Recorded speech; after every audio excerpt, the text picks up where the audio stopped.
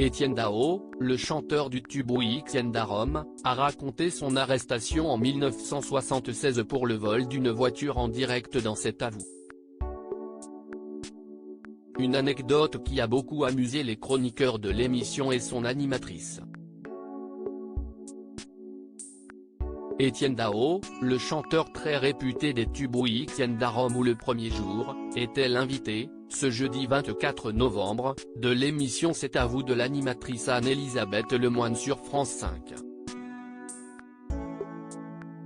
Il était convié afin de présenter son nouveau livre coécrit avec la journaliste Sylvie Coma, Etienne Dao, à Secret Book, dans lequel il revient avec beaucoup de sincérité sur ses 40 ans de carrière, ses nombreux albums incontournables et ses anecdotes les plus marquantes.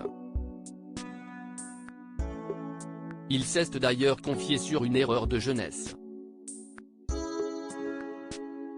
Quand je suis remonté dans la voiture, je me suis fait serrer. J'ai une belle vie, il n'y a rien dont je pourrais avoir honte, a écrit l'auteur-compositeur dans son nouveau livre.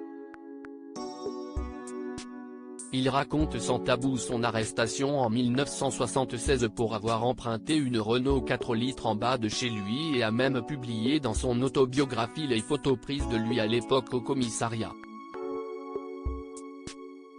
Le chanteur de 66 ans nomme d'ailleurs avec beaucoup d'humour cette photographie ma période racaille. Etienne Dao a raconté aux chroniqueurs sur le plateau cette anecdote avec une certaine légèreté. C'est drôle. En fait, je comptais la rendre la voiture, c'était juste un emprunt.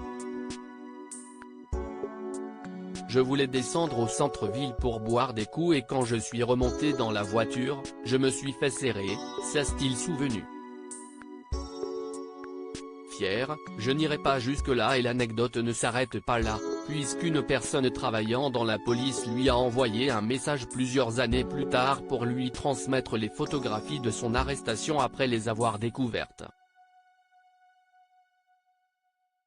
Le chanteur de Comme un boomerang s'est ensuite vanté de l'authenticité des clichés, il y a plein de fakes de choses comme ça, mais moi, c'est du vrai. Toutefois, il a avoué ne pas être fier de cette anecdote bien qu'elle soit un bon souvenir, fier, je n'irai pas jusque-là. Je suis content de l'avoir fait, a-t-il reconnu. À lire aussi Mort de Danny, Joe Star, Laura Smet, Jean-Louis Aubert, Michael Youn. Les personnalités rendent hommage à la chanteuse.